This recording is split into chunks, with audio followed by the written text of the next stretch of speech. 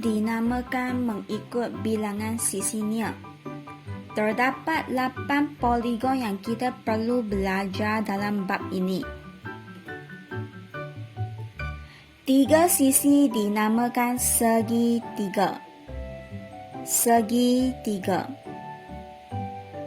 4 sisi dinamai sisi 4. Sisi 4.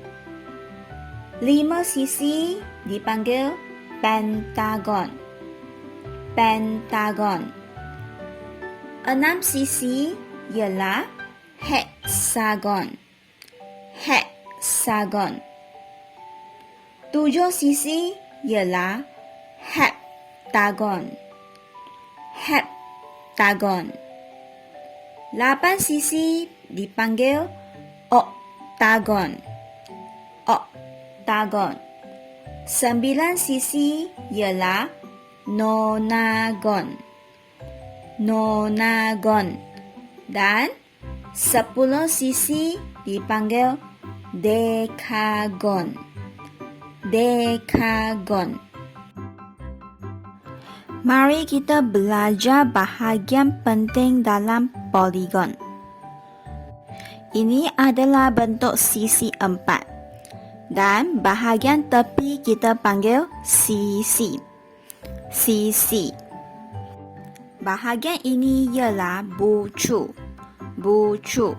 Dan bilangan sisi sentiasa sama dengan bilangan bucu. Bahagian ini ialah perpenjuru. Garisan perpenjuru adalah garisan yang menyambung bucu ke bucu. 对角线. 对角线. Kita boleh menentukan bilangan perpenjuru dengan menggunakan formula ini. N darab N tolak 3 bahagi dengan 2. Dan di sini N ialah bilangan sisi. Mari kita sama-sama belajar menentukan bilangan sisi, bilangan bucu dan bilangan perpenjuru untuk poligon. Sekarang kita sudah tahu segitiga dia ada 3 sisi dan ada 3 bucu. 3 sisi di sini, 3 bucu di sini. Oleh itu, kita boleh terus tuliskan. Ini adalah 3. Ini adalah 3. Sama juga untuk poligon bentuk sisi 4, pentagon dan heksagon. Masing-masing ada 4 sisi, 5 sisi dan 6 sisi. Oleh itu, di sini kita boleh terus tuliskan ini adalah 4 dan bilangan bucu adalah 4. Anda perlu sentiasa ingat, bilangan sisi sentiasa sama dengan bilangan bucu. Dan sekarang sudah selesai dengan bilangan sisi dan bilangan bucu dari segitiga hingga heksagon. Untuk bilangan perpenjuru, kita akan menggunakan formula yang baru belajar tadi.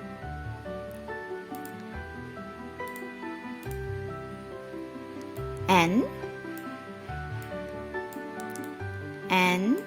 tolak 3 bahagi 2.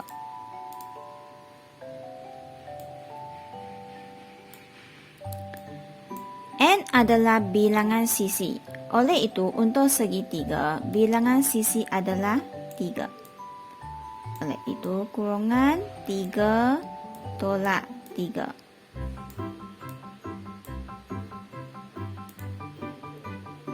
Bahagi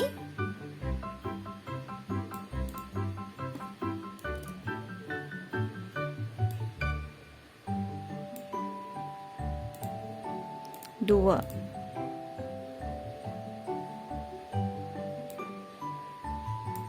Tiga tolak 3 akan sama dengan kosong. Oleh itu, kosong bagi apa semua jadi kosong. Oleh itu, untuk segitiga tiada perpenjuru.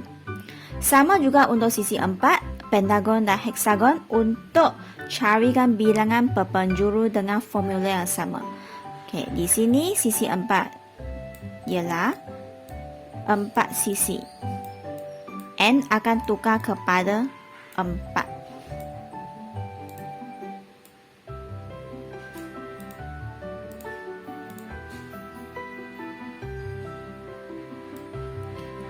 Sama juga bahagi dengan 2. 4 tolak 3 akan sama dengan 1.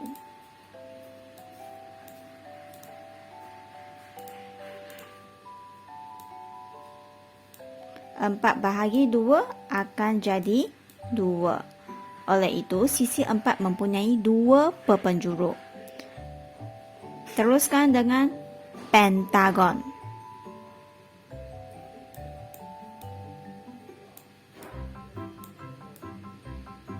Pentagon mempunyai 5 sisi.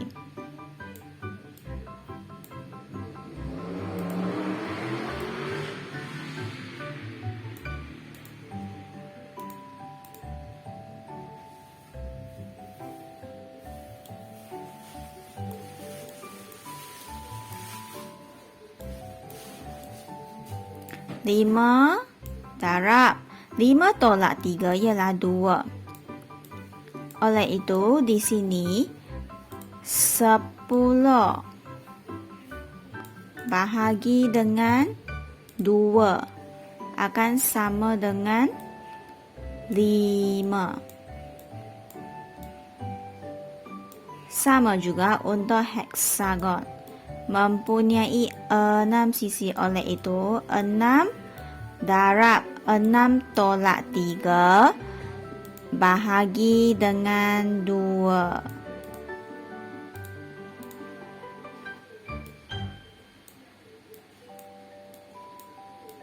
6 tolak 3 ialah 3. Di sini dalam kurungan 6 kurungan 3 bermaksud 6 darab 3.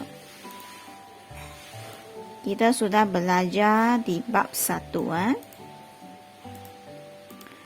Oleh itu, 18 bahagi 2 akan sama dengan 9.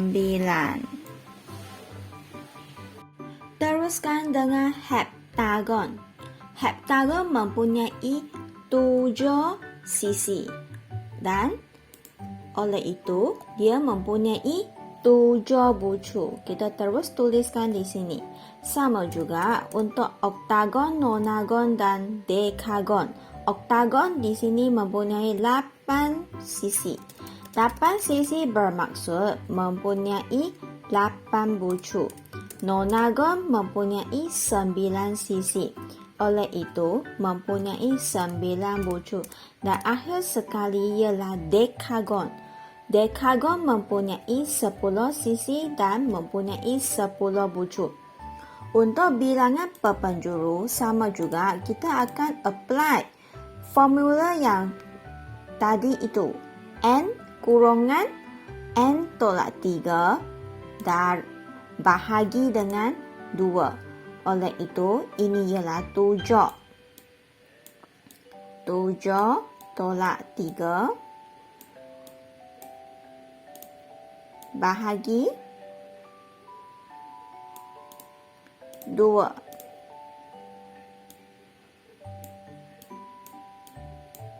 7 darab 7 tolak 3 ialah 4.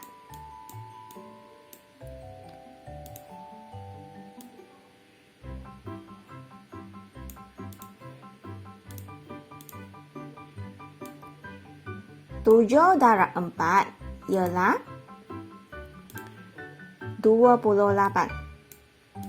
28 bahagi 2 bermaksud 14. Bermaksud heptagon mempunyai 14 perpenjuru. Teruskan dengan oktagon. 8 kurungan 8 tolak 3 bahagi dengan 2.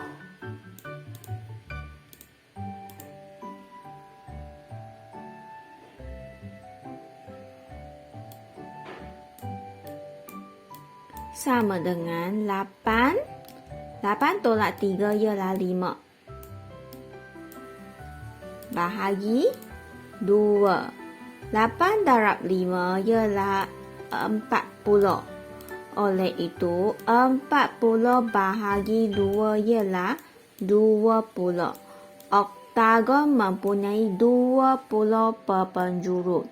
Teruskan dengan nonagon yang mempunyai 9 sisi.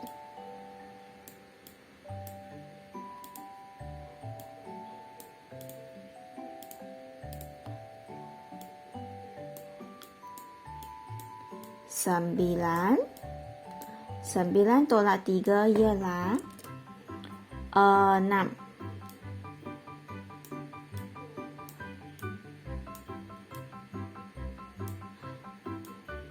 Bermaksud 54 bahagi 2, iaitu 27. Nonagon mempunyai 27 perpenjuru. Untuk dekagon mempunyai 10 sisi.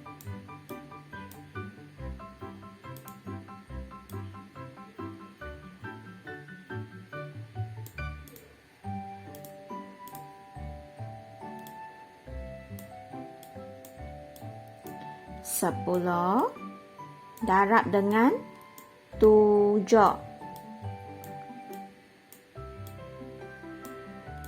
Oleh itu, 70 bagi 2 ialah 35.